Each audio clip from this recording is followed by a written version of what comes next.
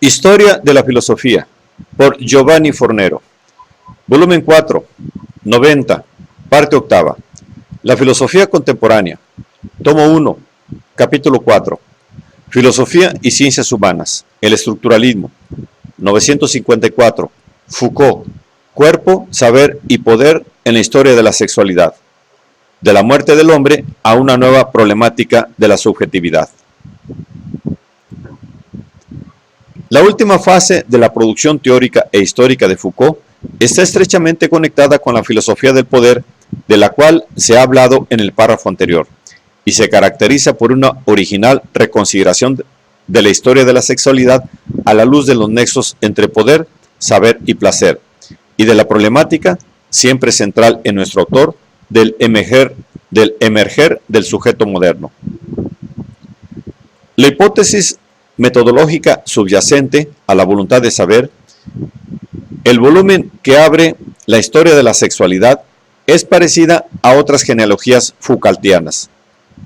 La sexualidad, análogamente al hombre, es una invención reciente, de la cual puede identificarse históricamente el nacimiento y prever la muerte. Obviamente, la sexualidad de la que habla Foucault no es la sexualidad en cuanto tal, sino la sexualidad como objeto de saber y dispositivo de poder, o sea, como el conjunto de las estrategias desarrolladas por el occidente moderno para tener sometidos, a través de un saber que es poder, los cuerpos de los hombres. Los lectores que esperaran aprender de qué modo la gente durante siglos ha hecho el amor o cómo se le ha prohibido hacerlo, advierte Foucault en el prólogo de la edición italiana, pueden quedar desilusionados. No he querido hacer una historia de los comportamientos sexuales en las sociedades occidentales, sino tratar un tema mucho más austero y circunscrito. ¿De qué modo esos comportamientos han llegado a ser objetos de saber? ¿Cómo? O sea, ¿por qué vías y por qué razones se ha organizado este campo de conocimiento que con una palabra reciente la llamamos sexualidad? Aquello que los lectores encontrarán aquí es la génesis de un saber que quisiera ligar de nuevo sus raíces en las instituciones religiosas, en las formas pedagógicas, en las prácticas médicas, en las estructuras familiares, allá donde se ha formado, pero también en los efectos de coerción que ha podido tener sobre los individuos, una vez que los había persuadido del deber de descubrir en sí mismos la fuerza secreta y peligrosa de una sexualidad. Está claro que la coerción aludida en la que se concretiza el moderno deposit sobre el sexo debe ser entendida según el característico esquema microfísico de Foucault, o sea, de acuerdo con una red anónima de reglas y de prescripciones, sean negativas, que instituyan aquello que no es lícito hacer, sea positivas, que instituya aquello que está bien hacer. En todo caso, no hay una estrategia única, general, que sirva a toda la sociedad y se refiera de modo uniforme a todas las manifestaciones del sexo. Hay que hacer aún un paso, renunciar al personaje del príncipe y descifrar los mecanismos de poder a partir de una estrategia inmanente de relaciones de fuerza, antes que reconducir a la forma única del gran poder todas las violencias infinitesimales que se ejercen sobre el sexo, todas las miradas inquietas que se dirigen hacia él y todos los escondrijos por los que se cancela toda posibilidad de conocimiento. Se trata de sumergir la abundante producción de los discursos sobre el sexo en el campo de las relaciones de poder multiformes y móviles. En consecuencia, el análisis de Foucault versará sobre los llamados centros locales, por ejemplo, sobre las relaciones que se establecen entre penitente y confesor, fiel y director de conciencia, niño y educador, etc. Él reúne, de todos modos, 4 grandes conjuntos estratégicos que a partir del siglo XVIII habrían desarrollado, respecto al sexo, dispositivos específicos de saber y de poder. Tales conjuntos se concretizan en la histerización del cuerpo de la mujer, en la pedagogización del sexo del niño, en la socialización de las conductas procreadoras y en la psiquiatrización del placer perverso. De este modo, en la preocupación del sexo, que crece durante todo el siglo XIX, se delinean 4 figuras: objetos privilegiados de saber, destino, punto de unión para las operaciones del saber, la mujer histérica, el niño masturbador, la pareja maltusiana, el adulto perverso. Cada una es el correlato de una de estas estrategias que cada cual a su modo han atravesado y utilizado el sexo de los niños, de las mujeres y de los hombres. La tesis de Foucault acerca del sexo por parte de nuestra civilización, del discurso del sexo desde hace ya 3 siglos, se ha multiplicado más bien que enrarecido, parece chocar contra la difundida opinión según la cual el sexo, desde la Contrarreforma hasta los tiempos actuales, habría estado sustancialmente prohibido y puesto bajo silencio. En realidad, replica Foucault, también los modos negativos de relacionarse con el sexo, como prohibiciones o censuras, presupone una atención positiva hacia él, traduciéndose de hecho, como sucede en la católica confesión de la carne, católica, en una desmesurada proliferación de discursos sobre el sexo, o sea, en una incitación sistemática a hablar de él. Tomamos el ejemplo de la pastoral católica, dice Foucault, y del sacramento de la penitencia después del Concilio de Trento. Ciertamente, las demandas formuladas en los manuales de confesión del medievo y en un buen número de las que se hacían en el siglo XVII pierden fuerza, en cuanto se evita entrar en los particulares que algunos, como Sánchez o Tamburini, creyeron durante mucho tiempo indispensables para una confesión completa. Posición correspondiente de las parejas, actitudes, gestos, tocamientos, momento exacto del placer, todo un recorrido meticuloso del acto sexual en su misma operación. La discreción se recomendaba cada vez con más insistencia. Pero si la lengua puede ser castigada, continúa nuestro autor, la extensión de la confesión y de la confesión de la carne no deja de crecer, porque la Contrarreforma se esfuerza en todos los países de acelerar el ritmo de la confesión anual, dando cada vez más importancia a los pecados del sexo, pensamientos, deseos, imaginaciones voluptuosas, placeres, movimientos conjuntos del alma y del cuerpo. Todo esto debe entrar ya, y en los particulares, en las prácticas respectivas de la confesión y de la dirección de conciencia. El sexo, según la nueva pastoral, ya no debe ser nombrado sin prudencia, se debe decir todo. El individuo moderno se transforma, a principios de los tiempos modernos, en un experto del arte de examinar sus propios impulsos prohibidos y sus propias intenciones pecaminosas. El hombre, en Occidente, se ha convertido en una bestia de confesión. Tomemos otro ejemplo, el de los centros de enseñanza del siglo XVIII. A primera vista, observa Foucault, se puede tener la impresión de que no se tiene en cuenta el sexo, pero basta echar una mirada sobre los dispositivos arquitecto-culturales, sobre los reglamentos de disciplina y sobre la organización interior. Nunca dejan de hablar de él. Los constructores han pensado en ello, y explícitamente. Los organizadores lo toman en consideración de un modo permanente. Todos los detentores de una parte de autoridad están en estado de alarma constante, que la organización, las precauciones tomadas, el juego de los castigos y de las responsabilidades renuevan sin tregua.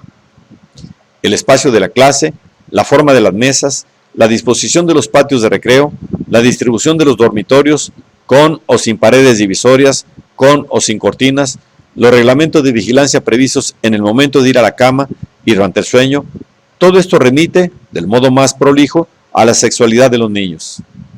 En síntesis, desde el punto de vista de Foucault, la prohibición oficial del sexo, en sus últimos siglos, no sería más que una trampa y una coartada para esconder la consagración de toda una cultura al imperativo sexual.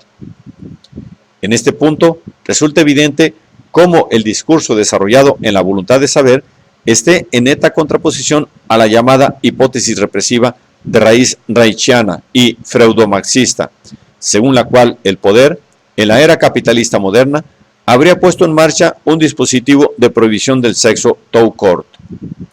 Entendámonos bien, no pretendo negar que el sexo ha sido prohibido, bloqueado, enmascarado o desconocido desde la edad clásica en adelante.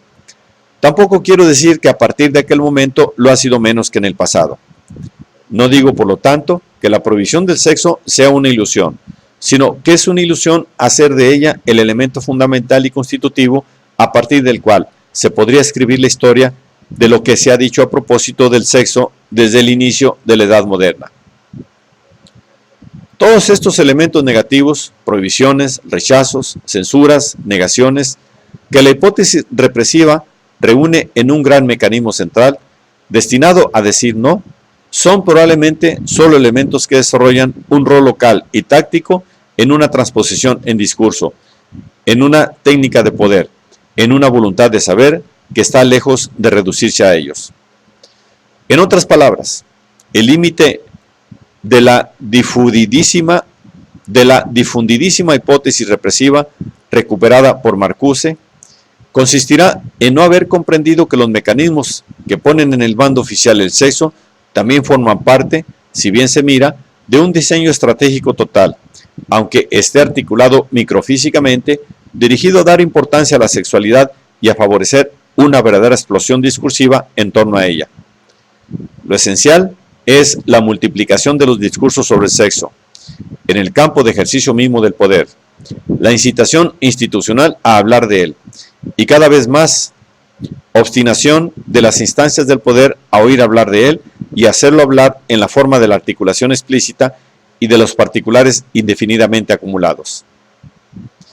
Este programa de incitación al deseo del sexo, a partir del siglo XIX, ha acabado desembocando en una verdadera exasperación, en positivo, de este, o sea, en un imperativo a la sexualidad. En efecto, creando aquel elemento imaginario que es el sexo, asumido como hecho de significante único y significado universal, el moderno dispositivo de sexualidad ha suscitado el deseo de tenerlo, deseo de acceder a él, de descubrirlo, de liberarlo, de articularlo en discurso, de formularlo en verdad. Ha constituido el sexo como deseable. Y esta deseabilidad del sexo fija a cada uno de nosotros en el imperativo de conocerlo, de sacar a la luz su ley y su poder. Tanto es así que esta voluntad de saber sobre el sexo, que de hecho funciona como medio para introducir efectos de poder en los contactos de placer entre los cuerpos, y de la cual es una manifestación el mismo psicoanálisis, en tiempos recientes se ha concretizado no solo en una monarquía del sexo, sino también en una promesa ficticia de liberación humana a través del sexo mismo. Se evocan a menudo innumerables procedimientos a través de los cuales el cristianismo antiguo nos había hecho detestar el cuerpo.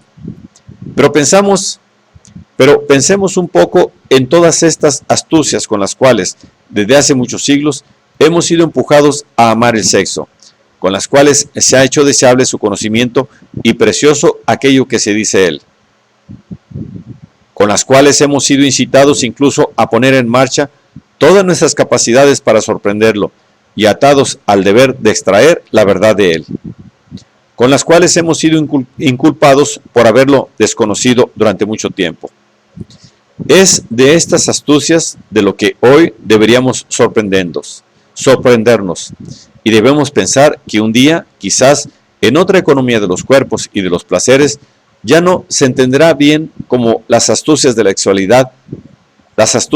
sexualidad y del poder que sostienen su dispositivo han conseguido someternos a esta austera monarquía del sexo, hasta el punto de destinarnos al deber sin fin de forzar su secreto y de arrancar a esa sombra las confesiones más verdaderas. Ironía de este dispositivo, nos hace creer que de él depende nuestra liberación. En verdad, advierte Foucault, mostrando cómo su objetivo polémico no es el sexo o la carne, sino el dispositivo y el deseo artificial del sexo, no hay que creer que, aceptando el sexo, se rechaza el poder. Al contrario, se sigue en el hilo del dispositivo general de sexualidad. Es necesario liberarse de la institución del sexo si se quiere hacer frente a los pretextos del poder, con un vuelco táctico de los diversos mecanismos de la sexualidad, los cuerpos, los placeres, los saberes, en su multiplicidad y en su posibilidad de resistencia. Contra el dispositivo de sexualidad, el punto de apoyo del contraataque no debe ser el sexo deseo, sino los cuerpos y los placeres. Después de un intervalo de algunos años, nuestro autor, en el mismo año de su muerte, 1948, publicó El uso de los placeres y el cuidado de sí. En estos dos volúmenes, que constituyen la continuación de su investigación acerca de la sexualidad, Foucault ha cambiado, por lo menos en parte, el proyecto inicial de su obra, retrotrayendo en el tiempo el objeto de su propia investigación. En lugar de partir de la pastoral católica, que deja de servir de punto de partida para ser punto de llegada, Foucault parte ahora de la Grecia clásica, mostrando cómo en ella la esfera sexual no es separable de un núcleo de prácticas y de tecnologías del sí, que conciernen al cuerpo y a la vida familiar y social. El uso de los placeres se mueve en el campo de la moral, enfocando aquel ideal del dominio de sí que está en la cima de la escala de valores del mundo griego. El cuidado de sí se detiene en la vida romana de los primeros siglos después de Cristo y estudia el paso del ideal helenístico del dominio de sí al nuevo ideal del cuidado de sí, focalizando sus efectos en la vida de pareja, en el matrimonio y en las prácticas sexuales. La Foucaultiana historia de la sexualidad acaba con Les Aveux de la Chair, un volumen hasta ahora inédito referente al cristianismo y a los padres de la Iglesia. Al término de la filosofía Foucaultiana del poder y de la sexualidad, no puede dejar de surgir una vez más la cuestión del sujeto.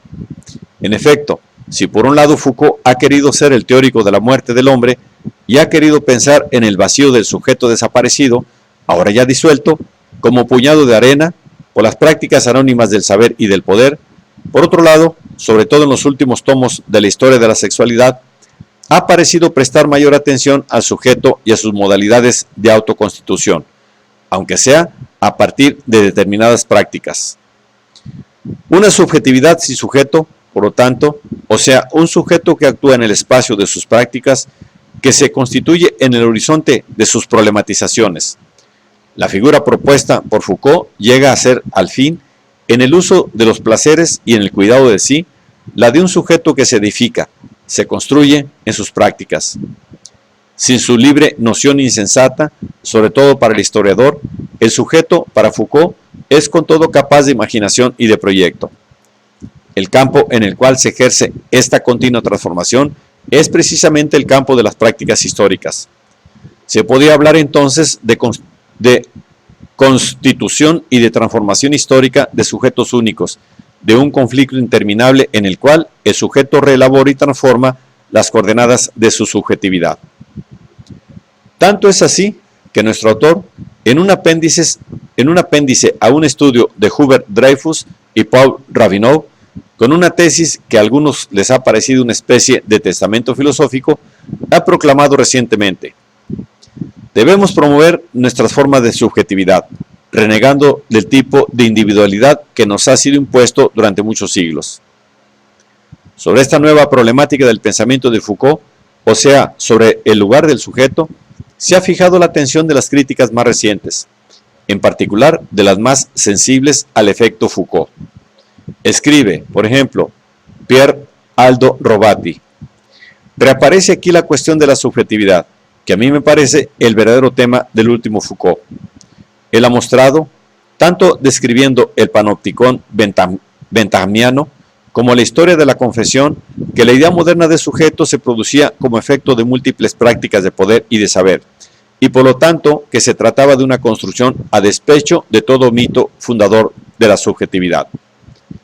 Pero él, después de haber afirmado que hoy el problema principal es el de localizar nuevas formas de subjetividad, ¿cuáles pueden ser los rasgos de una identidad que se sustrae a la construcción del sujeto? ¿Qué es un sujeto en la época de la microfísica de los poderes? Es hipotetizable que esta pregunta haya seguido trabajando durante mucho tiempo y silenciosamente entre las líneas de los libros y de los ensayos de Foucault, y que al fin, a través de la vuelta a lo largo de la sexualidad y una retrotracción histórica más acá del nacimiento del individuo moderno, haya encontrado el camino no para una respuesta, sino para dibujarse explícitamente en el centro de un horizonte teórico que parecía excluirla. Después de partir de una proclamación estructuralista de la muerte del hombre y del sujeto, el último Foucault parece, por tanto, arribar, por lo menos, a nivel de exigencia profunda, más que de un verdadero desarrollo doctrinal, a una postestructuralística problemática de la subjetividad.